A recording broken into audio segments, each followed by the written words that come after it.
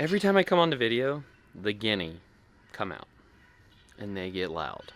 I think it's because they think I'm coming to give them food, but I gotta figure that out, how to have them go away when I need to video.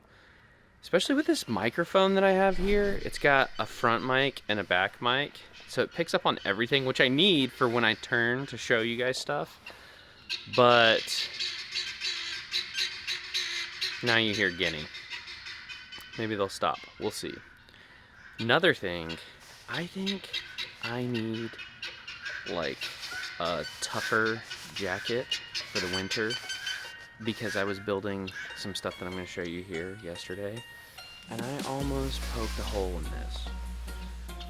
I want you guys to watch when I bring that up to Esther.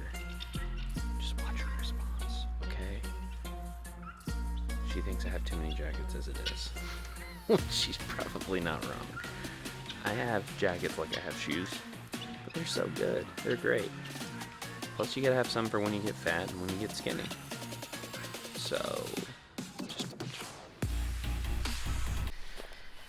All right, we're back. And we did the golden hour again. Thanks, Cookie, nice. for the compliment on the timing of our shoot. Whenever we did that? Yeah. A week ago, maybe? No. 5 days ago. Mm-hmm. Trying this again. We're going to see if it works. Is there a baby out here? No. It's Jax. Ah, Jax. Whining at the door. Trying to get out. Always something, right? I hope this thing stays on this. Oh, I think if we don't This stuff's so bump it. pokey. Yeah. Which I do think I need to get a tougher jacket like the one that you have that doesn't poke a hole. Yeah. Always need a new jacket. There's always a reason for another jacket. What do you act like I have a lot of jackets or something? Maybe I'll do a count. Do you think there should be an over-under on how many jackets Jonathan has in his closet? Can we do a plus minus over shoes? And then we never actually but then we never actually disclose the total. That's funny. But yes, you probably do need a tough jacket. This is a fashionista jacket. I got this on sale at the end of the season, and it was probably $80. It's not like really, a $200 jacket. It's not really a homestead coat though. But it's a ski jacket, which you're not doing any of. So. But it feels good. So, all right, we are gonna talk to you guys a little bit. Let's see if we can. Doesn't go any further. So, we're gonna talk to you guys a little bit about when to build something yourself versus when to have someone else pay someone else to build it, and kind of what we're learning through that. We want to just chat a little bit about that. And so we're gonna pause for a second and put Jax in the crate. And we're back. Okay, Jax is in his crate. And we are really starting to figure this out, I think, I hope, or starting to change our opinion, and maybe it'll change again in 2 years. But we're trying to just figure out what is worth our time versus what we want to pay someone else to do. Right, because we're in the situation where Jonathan works full-time. Thankfully, he works full-time from home right now. Travel is stopped on account of COVID, but yeah, working from home, and I homeschool from home, so we both have full-time jobs. So homesteading, farming, whatevering is not our full-time.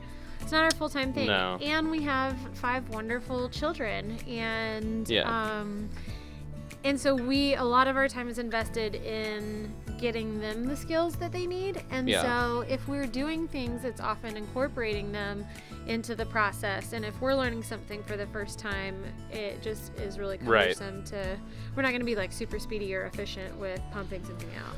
Right. Just for example.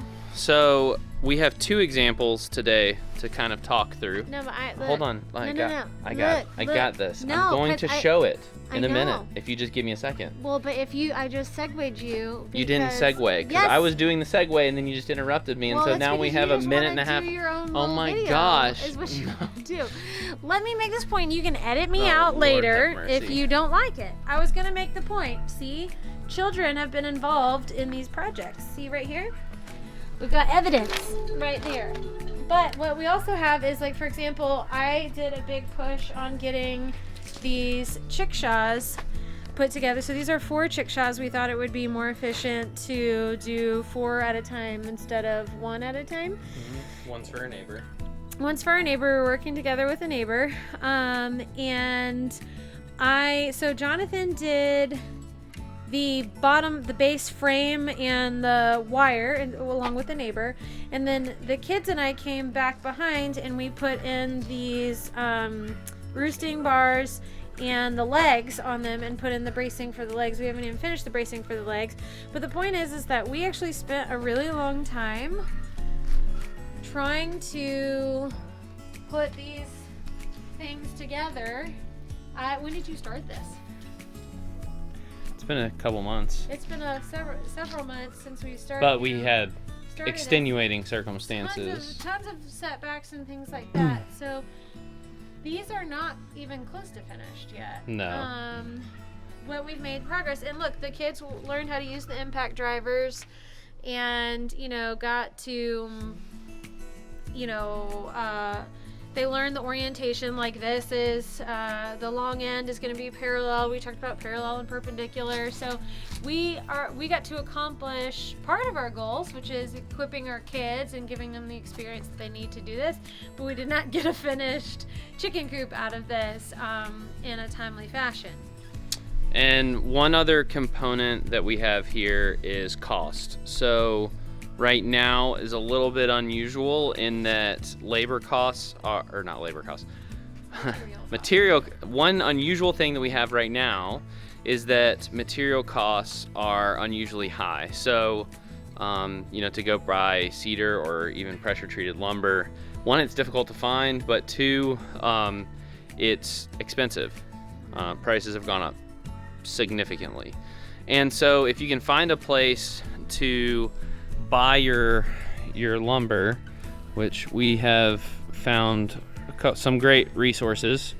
We kind of stockpiled our cedar over here, and I just got it in 4x4s because you use a lot of 4x4s in projects for homestead, but you can also, I have a bandsaw so I can rip it down. But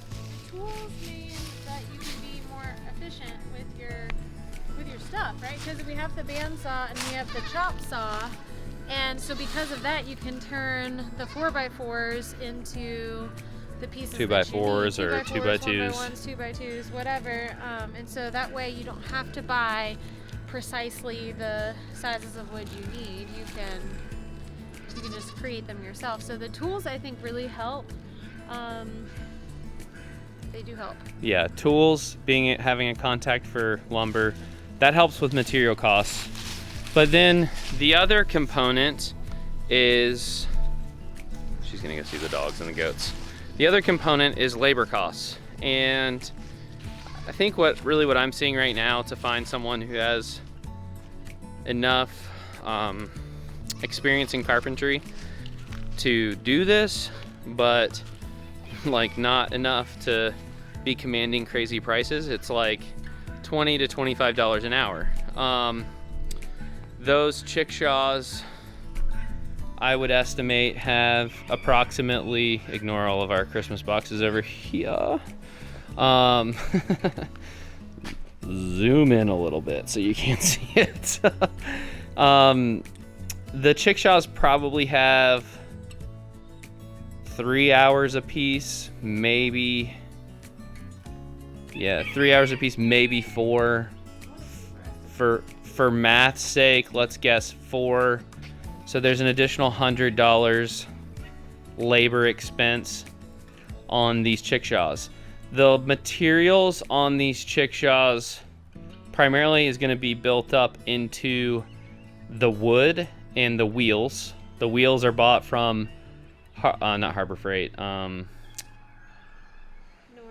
Northern Tool, and they are what are they at, $80 a piece, I think. Yeah, they're pricey. So every chickshaw has $160 worth of wheels on them, and so just in the wood and wheels, you have, I'm gonna ballpark because I don't remember exactly how much I paid for the lumber. I buy it in bulk and all at once.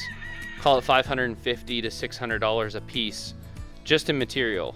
Okay, we'll estimate on the low end $550, and so then we're talking. We've done roughly half of the work. Would you say? Maybe I don't even know. A third. Because some of it goes faster than others, just depending on. So a third, maybe half of it left. We think there's about 100, maybe 150. It's definitely not more than 6 hours a piece. Maybe $150 per left in it. So you're in this thing for $700. Okay, it's mobile. You can wheel it around. How many birds does it hold? 12. It's a 4x4 foot. So 16. So you can put 16 to 20 birds in there this is just overnight. This is just overnight, and then you have to have netting. You know, that's a great point. You have to have netting with it, and so the netting is like $300. What is it? Let's walk over this way. The netting, if you get electrified netting to give a movable run to go with your movable coop, the netting I think is like. Sorry, we're figuring out this depth of field thing. $350? No. The Energizer is super expensive. The Energizer is like, I want to say the Energizer is like $300. Oh, I don't remember. But you don't have to get that one. You can get cheaper ones. I think, the We'll netting have you to- can't we'll- avoid. The we'll netting's add- $200. We'll add links or whatever. So, yeah, we'll put links below and to then check our Premier math. One. But the guinea are freaking coming back again. Every freaking time they come back, and they're like, we're just gonna be loud. So what I want to show you is what we bought. These are our breeding pens. We paid someone else to build them. Okay, this is material. The material in this is different than what we have on the chickshaw. The chickshaw is cedar. This is pressure treated pine. I don't know the difference right now. It's the price has gone up really on both. I think the price on pressure treated has gone up more than the price on cedar, but I want everyone to guess how much we paid for these. I'm gonna have a long pause here for about 30 seconds. No, not that long. 15 seconds. Pause. Guess. Pause the video and guess what we paid for these. Okay, I'm gonna tell you right now what we paid for these. We paid $6.50 a piece for these. So if you remember my math over there, we were in it for $700. Just the coop, and that's with us building half of it or a third of it or whatever. So we're starting to learn. I hope we're learning what to put our energy towards. I'd say we have a lot of energy. Yeah, like I think we have we can do a lot. But I want to use it wisely. I want to use my energy wisely. And so we realized that we didn't have capacity to build the breeding pens to be ready to breed chickens for the spring. So we paid someone else to build them right now. I got them within a week, and it's super high quality. It's great. So we're starting to learn. I'm gonna give you a little tour. So we have this, it comes with this little run. It's 12 by 4. You've got a nice nesting box. Did they lay any eggs in here? Probably not. Nesting boxes. Whoops. Then you've got access back here.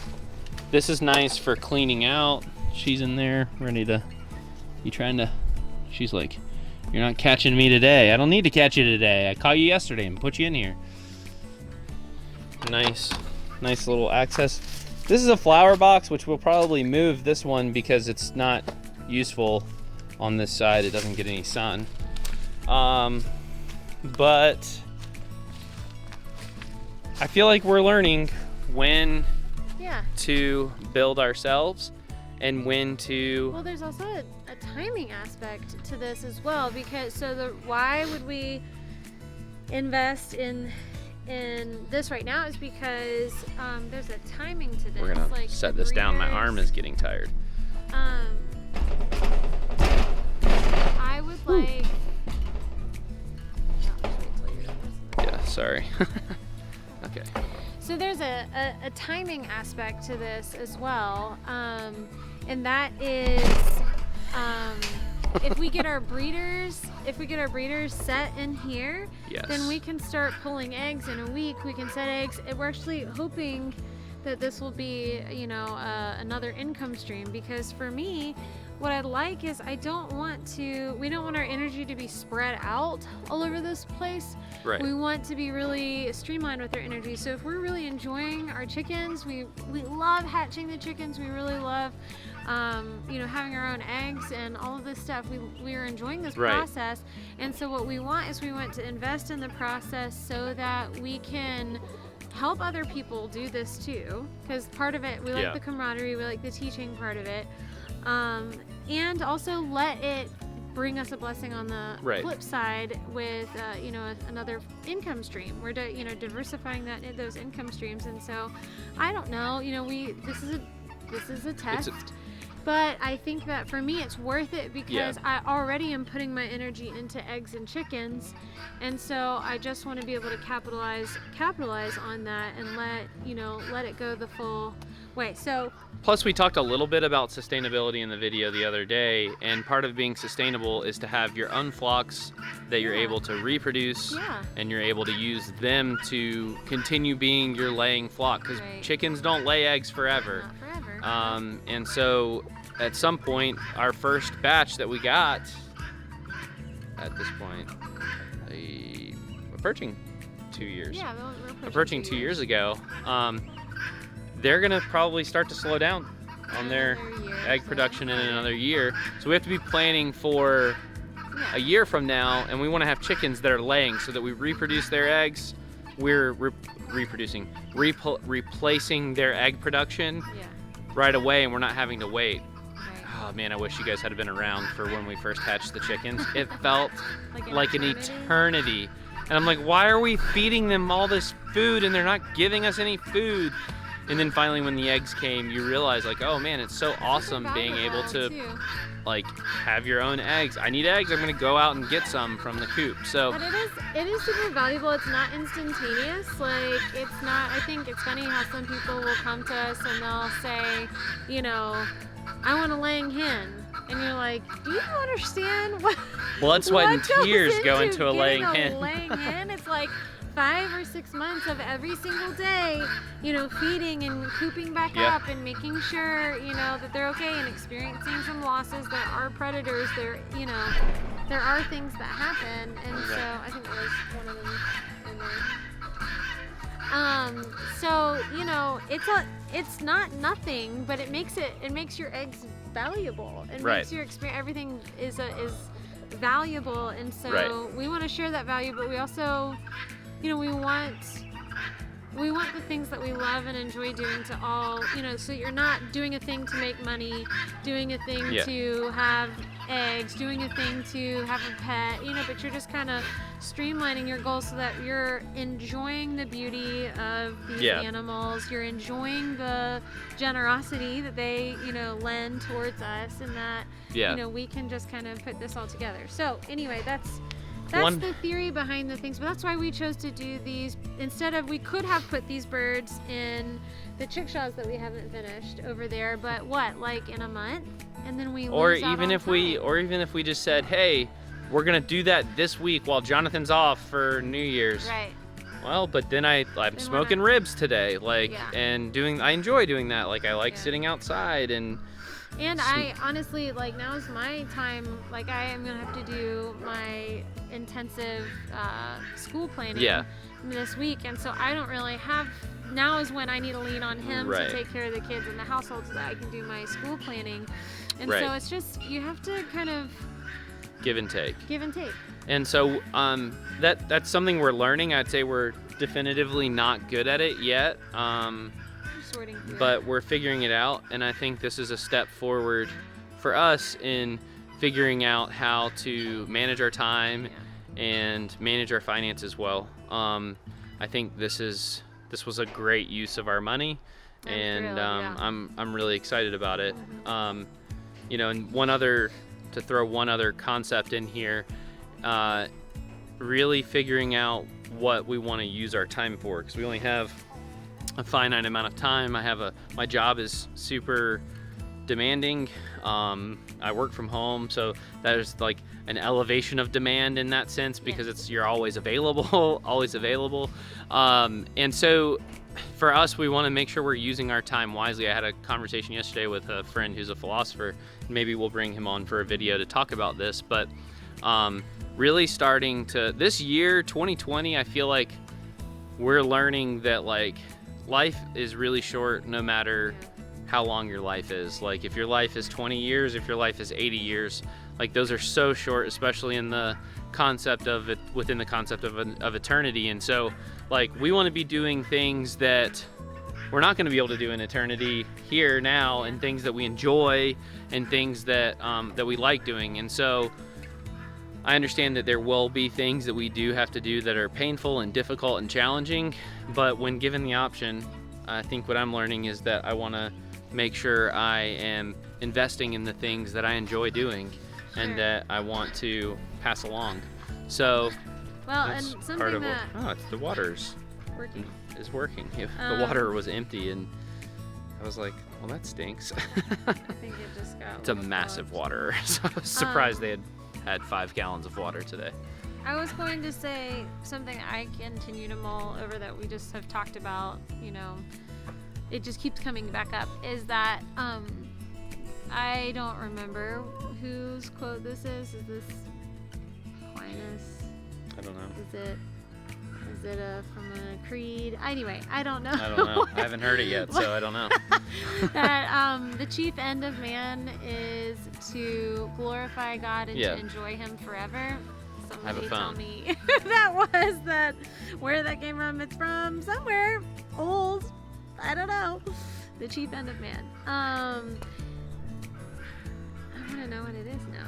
It's a Westminster Catechism. I knew it was in some liturgy. We're not liturgical. I wish we were. We're learning our liturgy. But, you know, so when Jonathan's talking about doing the things that we like, there's a hugely deep, there's a deep well of connection. There is a plumb line in that doing the things you like, that it's not, there's a difference between doing something that entertains you or distracts you or keeps you busy or, you know, pulls your attention away from some of the deeper things. And then there's a savoring and an enjoyment.